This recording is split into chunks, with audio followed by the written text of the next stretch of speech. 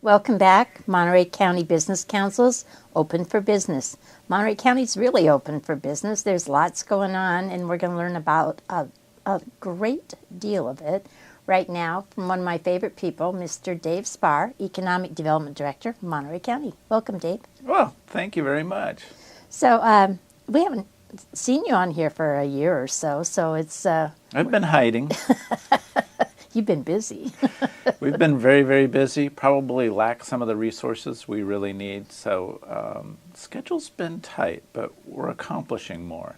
So, well, I know one thing that you accomplished this last year is a new website, which really is it's a great way to start looking at Monterey County. It is. As you know, we've had difficulty kind of reaching out into the Bay Area market and farther to the East Coast, particularly in trying to protect military and show off the language capital of the world and the talent that we have here. So we've realized we didn't have the staff or the bandwidth to do this. The least expensive, resource-stressed area to do that was a new website, but also updating the website and adding more analytics to the website. So it probably equals adding 2 or 3 staff to the department, having a robust website. So it's new for us. We're still learning. There's still a lot more to put in there, but it is starting to help, and it pays off. So we've had 2 referrals. We've located one company, and we hope to locate another company. So that's great. Well, I know when we brought Atlas Marketing from Denver here, 5-6 years ago, and did community focus groups, one of the things they taught us was that 92% of the people look at you, that you don't even know you're being looked at, because they look on your website first. They don't pick up the phone anymore and call and say, hey, I'm interested. They really look at you. And if your website doesn't attract them and hold them a minute, they just move right on to the next community.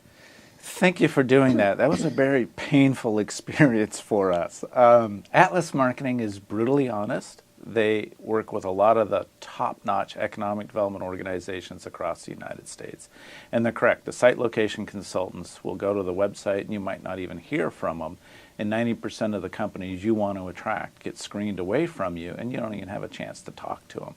So when we learned that, we realized we had to change and we needed the resources.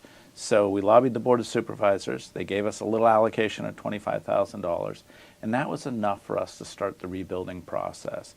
And it's paid off. I think we'll need another $25,000 maybe next year to re-up and increase and tune up the website to stay up with Atlas Marketing, so we're not dropped off. They'll drop you like a hot potato. Yes, they will. If you're not current and you're not changing. So it's paid off, but now we have to keep going.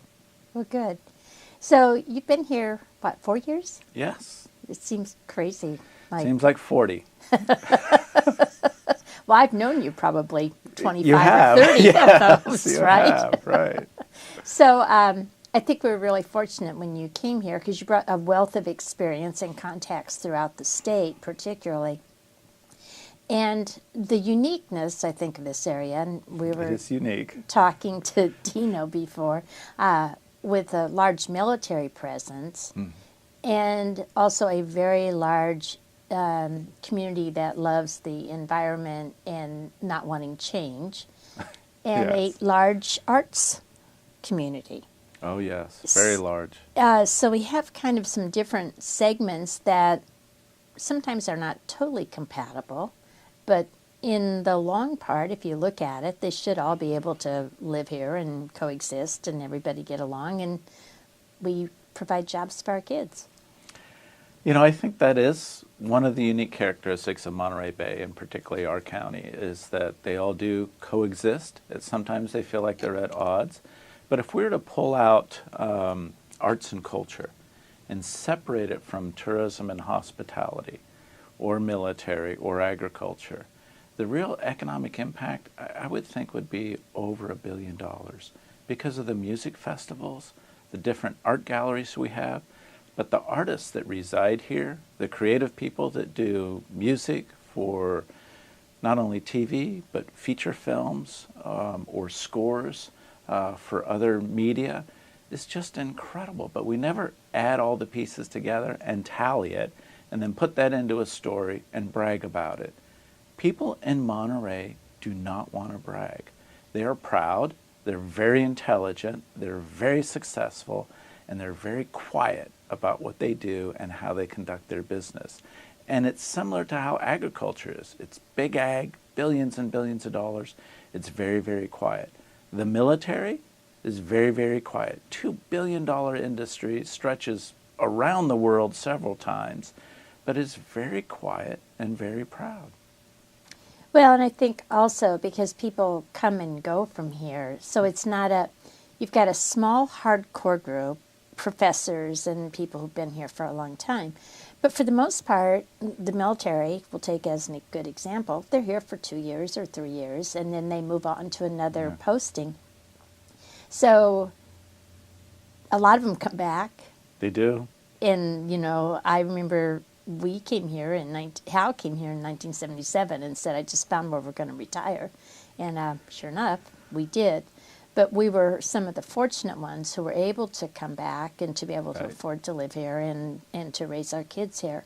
And not everyone is that fortunate, or that they can find a job that can give them a good living. That's an interesting statement, because a lot of people say that, and they say it's expensive here, and it's hard to find the right environment or success story. My dad was in the Air Force for 22 years. We've moved 17 times. Retired from Travis. I grew up in Los Gatos.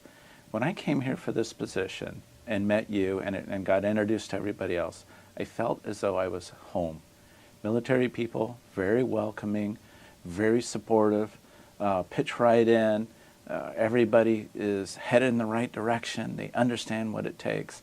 And you look at the cost, and it seems like it's very, very expensive. But we have these microclimates of weather. We have these microclimates of housing and microclimates of jobs. You need to develop your network, work in that network, and you can afford to live here. You can afford to have a great living, phenomenal schools, and raise a family. But you do need to know the right person. And sometimes it's about who you know. And you're one of those people that make those introductions and help that happen. So if you're a loner and you're to yourself, yeah, you might find it a little bit difficult to make it here. But if you're a little gregarious and you want to reach out and open up and talk to people, wow, there are phenomenal opportunities here for every walk of life.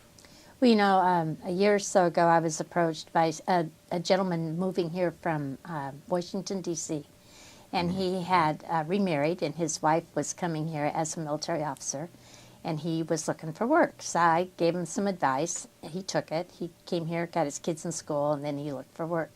And he is at Language Line now, and he is absolutely killing it with what he's doing for Language Line. And he loves the company, and the company loves him. And so it's one of those things. And it is sometimes about who you know. But they scored. They didn't have to pay a relocation fee. They got someone who is top talent. This guy could sell anybody, anything. He's a great guy. And so, it's just a perfect match. And it's the kind of job I think he can probably do even as his wife rotates out of here.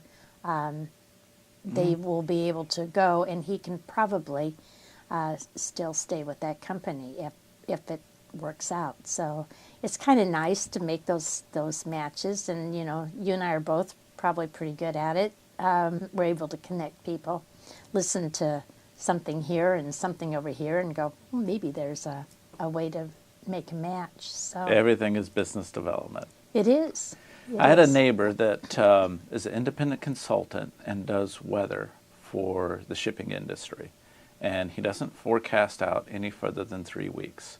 He's a UC Santa Barbara graduate. He's worked at NOAA, and he's worked at Fleet Numeric. He can work anywhere in the world, and he's chosen, obviously, to live here and work here. But a lot of our professionals are independent contractors that work all over the world, but they reside here in Monterey County. We have more talent here than I think any location of our size population. So we're so close to Silicon Valley and Santa Clara County. It has a lot of talent. I believe we have the same level of talent and the same proportional numbers of talent here. But we haven't been able to prove it, Marianne. So what we're trying to do is scrape our labor force and find out where is this hidden talent, how do we catalog it, And then how do we package that and share it with the rest of the world or get it on the websites and start communicating it in the appropriate way? Because we're not necessarily interested in the next big company to move into town. I think we like the individual professional people that come in and they find that niche and they can work here. And they're the ones that grow the small business and the successful businesses that make up our economy. So, I have a word that I coined a few years ago with Leonard Ferrari at NPS, and it's that we are a micropolitan. I like that. Well, for me, I think we have all of the components of a big city and a big metropolitan area, but we have them on a smaller scale. And so I think that we are the perfect micropolitan. And I always say if somebody wants to study how all these components work together, they don't need to go to New York City or San Francisco or LA. They can come here and they can study how it all works and how it all becomes the sum of the whole. So anyway, I will give you micropolitan as... Well, I'm a geographer by trade. Before I was into planning, my degree's in geography, and that fit planning, land use, and of course economic development. And we look at metropolitan areas. There's very few geographers and cultural anthropologists that would look at a micropolitan. But there's a project with IBM called City 2.0, and they help cities analyze solutions to traffic problems, labor problems, workforce problems, and others. And I think the micropolitan could be an interesting grant application with IBM to look into that and maybe help us match our talent with future resources and future jobs for the area. So I'd like to follow up with your permission and use that and connect you with IBM. Yeah, no, I'd love that. I'd be all in on that. I think that's really what we need to do.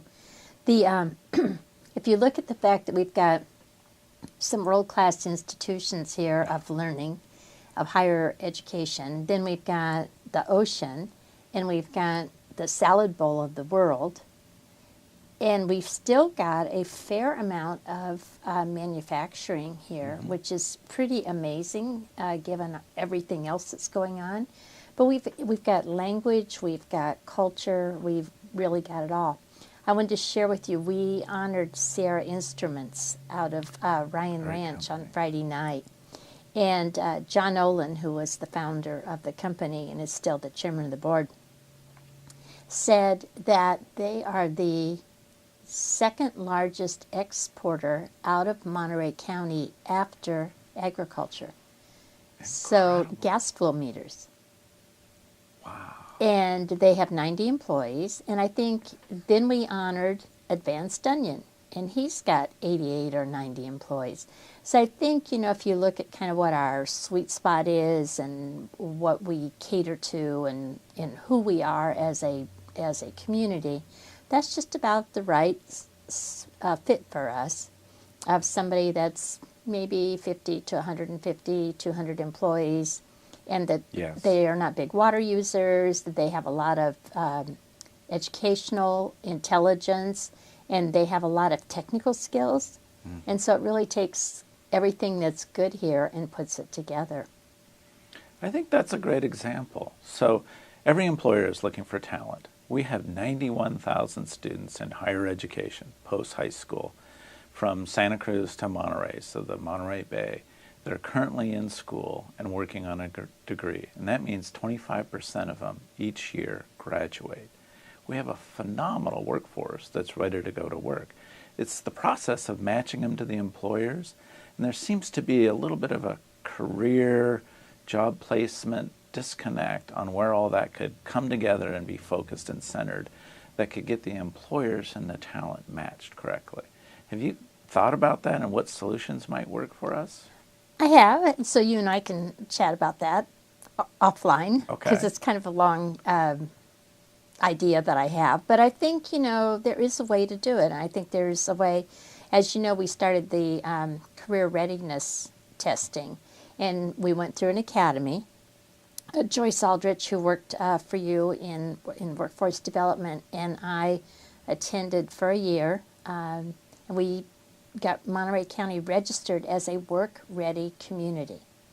And so if you drive, for instance, through northern Alabama, Mississippi, across Tennessee, there are billboards on the side of the major highways in the United States that say, "We are a work-ready community." And those are just, you know, you never know when a site selector or a company CEO or a locator will be driving along some road and see that, and that's the catalyst that makes them take the next turn and come to your community. So, you know, it's something that we're certified, we've got it, and we're doing a lot of testing now to match people with their skill sets with the workplace. And I think that's something that we can really take, and we can probably do a whole other segment on that, and should, so that we can talk about it and let people know what we've got going, because we're definitely doing a lot of testing right now. So I'm going to break us and bring us back in a minute. So don't go away. Mr. Dave Spaur, the Economic Development Director, the County of Monterey, and I will be back. Monterey County, open for business.